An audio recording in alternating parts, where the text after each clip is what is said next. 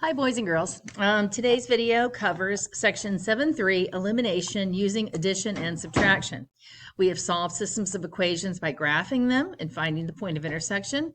We've solved by substituting for one or the other variable. And today I'm going to teach you how to eliminate one variable by adding or subtracting the equations. Okay, this is super fun too. I really love this section. Okay. Elimination using addition and subtraction. So we have today's goals: solve systems by eliminating a variable using addition, solve systems of equations by eliminating a variable using subtraction. No big deal. Okay, so to use this system, what we would do is we would write the two equations so that the variable terms line up. By the way, we're on page 405. Make the variable terms line up, and then you will either add the two equations together or you will subtract them, okay? Let me show you what I mean. Oh, yeah, this is a really small thing. It's going to have to be bigger than that. Most of you are watching me on the little shrunken screen anyway. So here's example 1. Use elimination to solve the system of equations. All right, so we have these two equations. Now, notice if we were to add these two equations together, like add 3x and 5x, we get 8x. If we added positive 5y and negative 5y, what would happen? Y would disappear. And if one of the variables is gone, we can solve for the other one. Okay? And so that's the concept behind this, is in this case, adding the two equations together makes the most sense. Let me fire up my magic pen of math here. And I'll fill these out in a second, but here's what I want you to see. Oh, that's really fat. All right, if we had 3x plus 5y equals 11, and we have 5x minus 5y equals 5, and we say, okay, we're just going to add these two equations together. We would have 8x, these wipe each other out, or eliminate y, and 11 plus 5 is 16. Then we can divide both sides by 8 to find out that x is in fact 2. Then we can sub 2 back into one of these equations to find out what y is. And that's how you use elimination by addition, okay? Now, if, let's say, for example, these had both been plus 5y's, we could subtract the two equations, and that means that we change the sign of every term in one of the equations and basically add them together. Okay, so let me go through this little sample thingy they've got here. Align terms with opposite coefficients. Okay, so basically you've got to have your x's lined up, your y's lined up, and your constants lined up. Since 5y and negative 5y have opposite coefficients, add equations to eliminate the variable y. I'm not using the teacher's addition, so I'm trying to just figure this out as I go. Add the equations. 3x plus, what the heck are they even writing there? 3x plus 5x, okay, maybe 5x, because they would want you to add it to 5x. No, because they've got a y there. I hate the way they do these boxes. I'm sure you guys do too. All right, so you would have, I guess that want the 5 there to show that these would get added out, and then you would just have 8x equals 16. This makes it so much harder. Divide both sides by 8 and you would get x is 2. Same answer I got, less work. Then you solve for the other variable, okay? Now we know x is 2. So we take an equation and we put 2 in for x. So we're going to multiply 3 times 2, which is going to give us 6, okay? Then we would subtract 6 from both sides. And that gives us 5y equals 5. Divide both sides by 5 and we get y is 1. Therefore, our point is 2, 1, because x was 2 and y was 1. That's how you do elimination. Finally, something without all those stupid boxes. Okay, so I have 5x plus 13y equals 20, and negative 5x minus 3y equals 30. Because these matching terms have opposite signs, I can just add these equations together. 5x plus negative 5x is 0, so we don't put that. 13y minus 3y is 10y. And 20 plus 30 is 50. Then divide both sides by 10, and you get y equals 5. Then you want to take y equals 5 and plug it into one of these equations. Let's use, I don't want to multiply 13 times 5, so let's use the other one. Negative 5x minus 3, and we know y is 5, so we'll put a 5 in there, equals 30. Okay. Negative 5x minus 15 equals 30. Add 15 to both sides to get 5x by itself. Negative 5x equals 45. Divide both sides by negative 5 and get x as negative 9. So your point is negative 9, 5. Now, could you solve these by substitution? Sure you could. But you'll notice that there's no variable that is lacking a coefficient. All the variables have coefficients, so this would be very difficult to solve for one variable.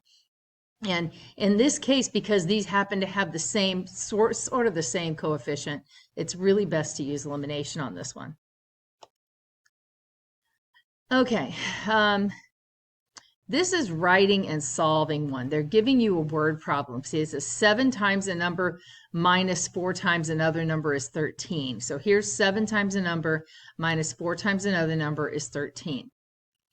Negative 7 times a number plus 7 times another number is 14. Find the numbers. So I guess when they say a number, that's your x, and another number is your y. Okay.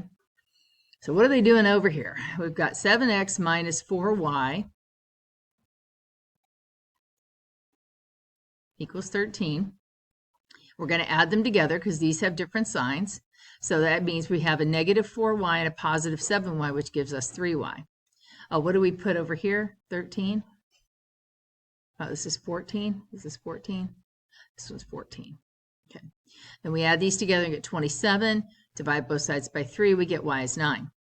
Then we want to substitute 9 for y in one of the equations. So we're going to substitute 9 for y here.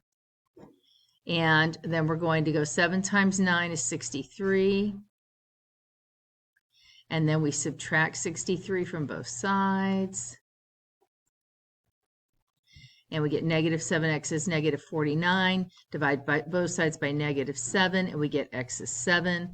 So the solution is x is 7 and y is 9. And I have no idea what I'm supposed to put there.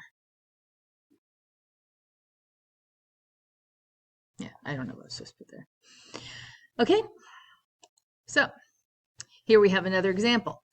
2 times a number, so we have a number and another number. We're going to make a number be x and another number be y.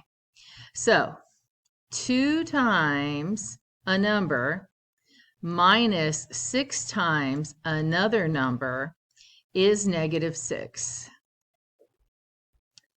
Negative 2 times a number plus 5 times another number is 18. Solve the system of equations. Well, we're going to add these two equations because these are the same number but opposite signs. When we add those, they disappear. We have negative 6y plus 5y gives us negative 1y equals, and take 6 away from 18, and we have 12. Multiply both sides by negative 1, and you get y equals negative 12. Okay? If we know y is negative 12, let's see, we want to plug that into one of these equations. I guess we can use this bottom one. Negative 2x plus 5. Y is negative 12, so we substitute negative 12 equals 18. Negative 2x plus, and 5 times 12 is 60, so, oh wait, it would be negative 60. So we want to put minus 60. That's positive times a negative. Negative 60 equals 18. And then we add 60 to both sides. This is going to be a big old honking number, isn't it? Negative 2x equals 78. And half of 78 is 39, I think. If I divide both sides by negative 2, I get x is negative 39. Yeah. So now I can write the solution. It's at negative 39 negative 12. Now that would have been a beast to graph. You see why we need other means of solving equations when we don't want to graph stuff like that. Okay, that's not fun for anybody. Right? Now, sometimes you're going to have the two coefficients are the exact same number, and then you're going to need to subtract the equations, and I'll show you how to do that. Here's an example with blanks. God, I hate the blanks. On page 407. All right, now look at this equation. Notice that we have two terms that are identical, okay? So here's what we're going to do.